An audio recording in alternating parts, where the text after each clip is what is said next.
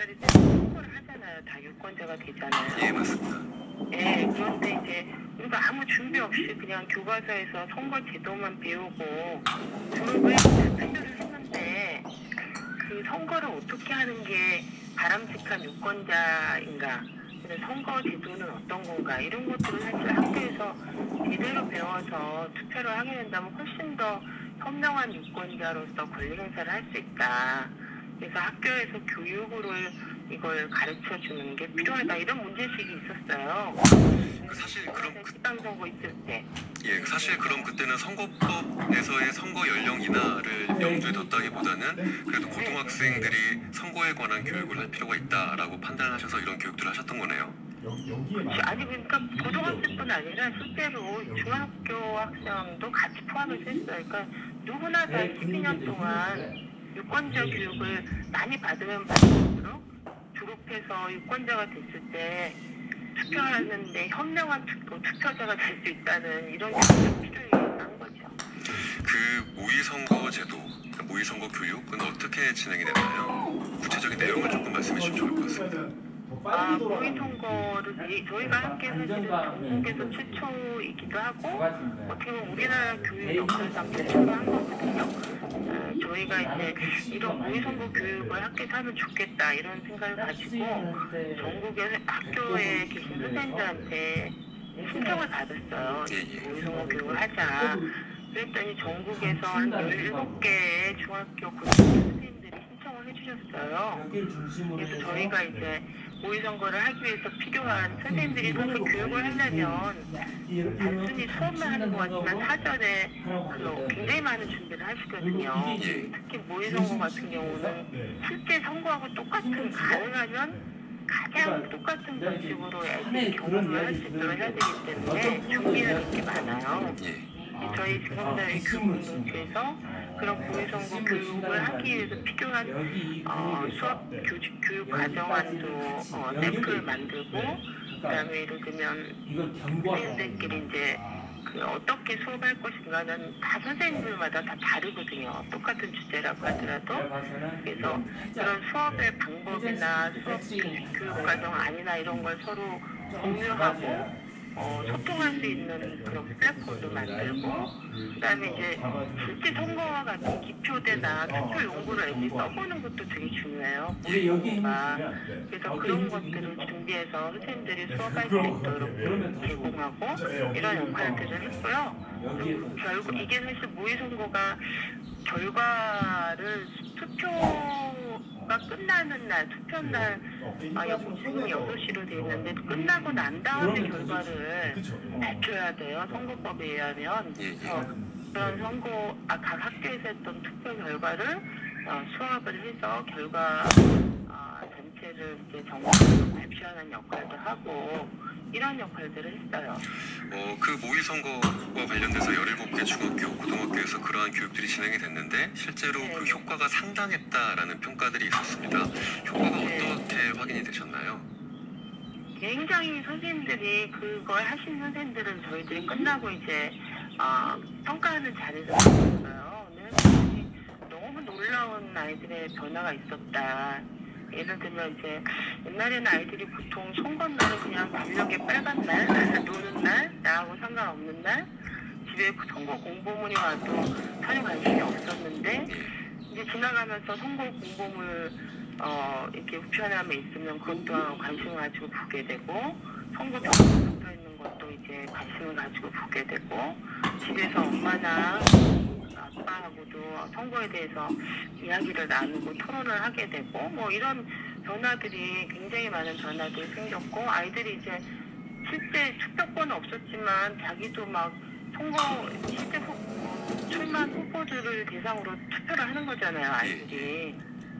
그런 경험하면서 선거가 진짜 중요한 거구나. 나도 이제 내가 나중에 투표에서 한 표를 행사하면 이게 후보자를 결정하니까 굉장히 이게 우리 사회에, 우리 정치에 내가 어떤 주체로 뭔가 의미 있는, 책임 있는 이제 사람이 되는 거구나, 이런 것들에 대해서 굉장히 실감나고 생생하게 애들이 경험을 한 거죠. 그래서 투표의 중요성에 대해서도 배우게 되는 거고.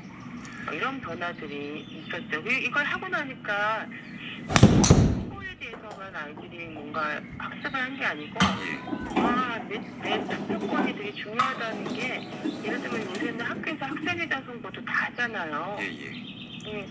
그 학생회장을 선거하는 투표에서조차도 굉장히 애들이 신중해지고 이런 변화들이 나타나더라고 하더라고요. 그래서 그게 교육적 효과가 굉장히 컸다 이런 이야기를 공통적으로 해주셨어요. 예, 교육적 효과가 컸다라는 평가인데요. 실제로 저희가 징검다리 교육공동체 강민정 이사님 모신 가장 중요한 이유는 이렇게 효과가 큰 모의선거가 서울시 교육청의 모의선거 교육을 전 학교로 확장해 나가는 과정에서 이제 징검다리 교육공동체가 그런 역할을 맡게 되셨죠? 네, 그렇죠. 그래서 어떠한 학교에서의 선거 교육을 하실지에 대해서 간략하게 좀 이야기를 해주십시오. 네, 저희는 이제 작년에 저희가 그런 경험을 숙제를 한 게 이제 있기 때문에 서울시 교육청이 올해 이제 총선이 때 서울에 있는 초중고 학교에서 원하는 학교에 신청을 받아서 이 모의선거 교육을 실시하겠다 이런 정책적 결정을 했어요. 그래서 이걸 진행하는 과정에서 저희가 했던 경험들을 좀 이제 지원하는 역할들을 하는 걸로 그렇게 이제 지금 준비를 하고 있습니다. 예, 알겠습니다. 아마 18세 그리고 최초의 고등학생들이 총선에 투표를 하는 이 역사적인 순간에 아마 좋은 교육들을 고등학교, 중학교, 초등학교에 널리 알려주시기를 희망합니다. 지금까지 김민정 징검다리 교육공동체 상임이 하셨습니다. 오늘 말씀 감사드립니다. 네, 감사합니다.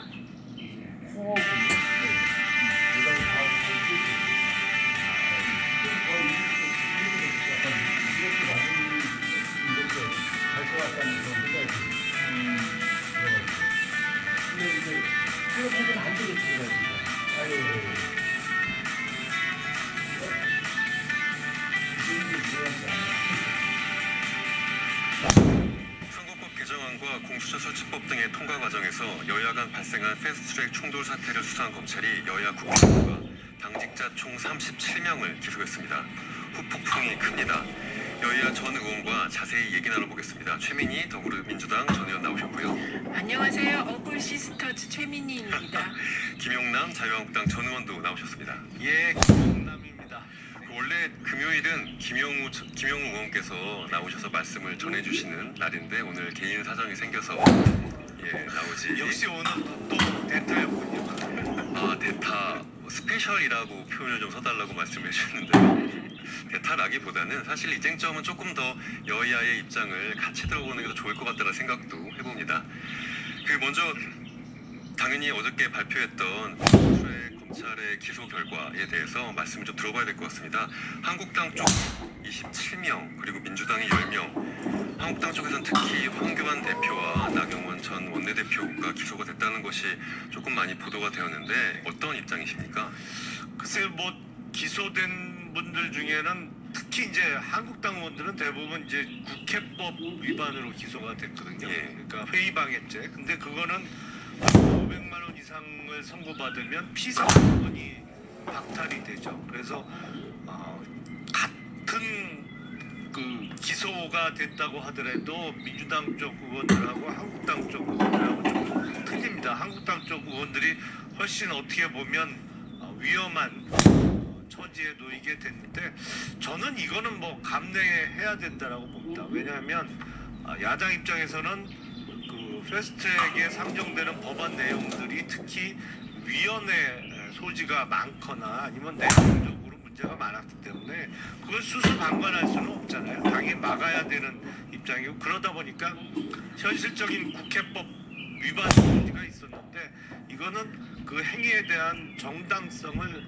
죄송합니다.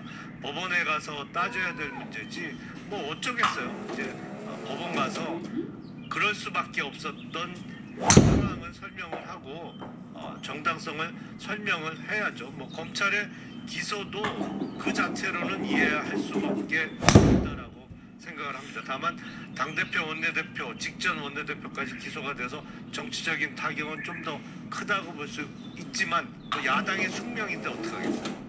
김용남 전 의원 말씀에 제가 원래 그런 질문들을 드리려고 했었거든요. 이거 감내해야 되는 거 아니냐? 아 그래요? 그러니까 자유한국당에서 그렇게 뭔가 이 법이 문제가 많다고 해서 어쨌든 몸을 던져 막았다면 그것에 대한 처벌은 감내해야 된다는 의견은 없냐라고 여쭤보려고 그랬는데 제 의견이 그 의견입니다. 근데 그게 자유한국당 의견은 아닌 것 같은데요. 아니요, 개개인마다 조금 틀릴 수는 있겠죠. 예. 그러니까 뭐 왜 우리만 이렇게 무거운 죄 기소가 됐느냐, 야당이라 좀 더 검찰에서 무거운 죄로 기소한 거 아니냐, 뭐 이런 개개인의 의원들의 의견은 있을 수 있는데 그건 뭐 개인 의견이고 전체적으로 봐선 그게 야당의 숙명이죠. 뭐.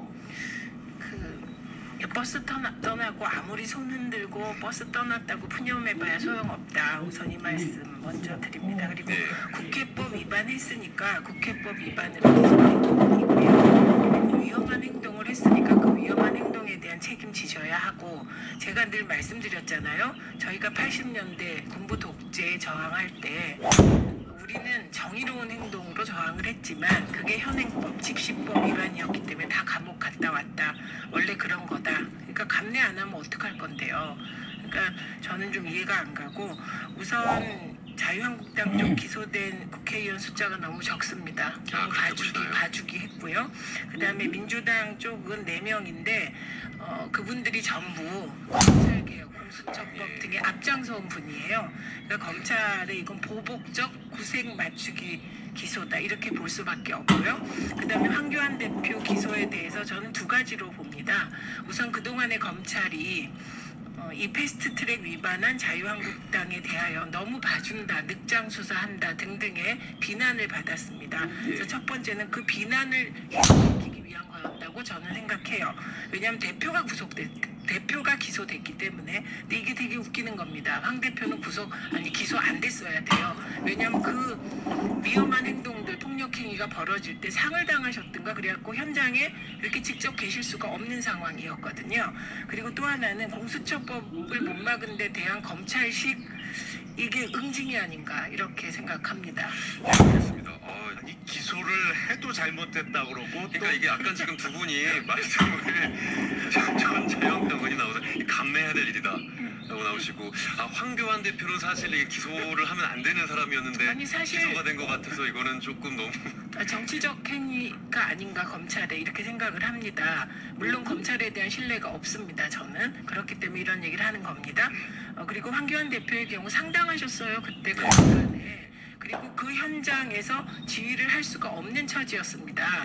그래서 저는 이건 또 다른 구색 맞추기, 면피를 위한, 이렇게 본다는 제 의견입니다. 예, 알겠습니다. 실제로 이 패스트트랙 기소 관련돼서 가장 많이 쟁점이 나왔던 게 사실 이 법안의 내용이 그렇습니다. 500만 원 이상의 벌금이 나오면, 국회법에서의 이제 회의 방해죄 같은 것들이 500만 원 이상의 벌금이 나오면 피선거권이 박탈되기 때문에 사실 국회의원들이 국회 안에서 몸싸움 하지 말라라는 것이 법안의 내용이었었는데, 이렇게 기소가 된 이후에 21대 총선에서 많은 영향을 이 기소 이후의 재판 과정이 끼칠 수밖에 없을 것 같은데요. 실제로 자유한국당은 어떤 입장인가요? 일단 이번 기소된 게 어떤 당내 공천에 영향을 끼치지는 않을 거라고 봅니다. 왜냐하면 당연히 막았어야 되는 법안들이기 때문에 당연히 해야 될 일을 했거든요. 근데 그렇다고 뭐 공천의 불이익을 기소됐다고 주거나 그런 건 말이 안 되고요.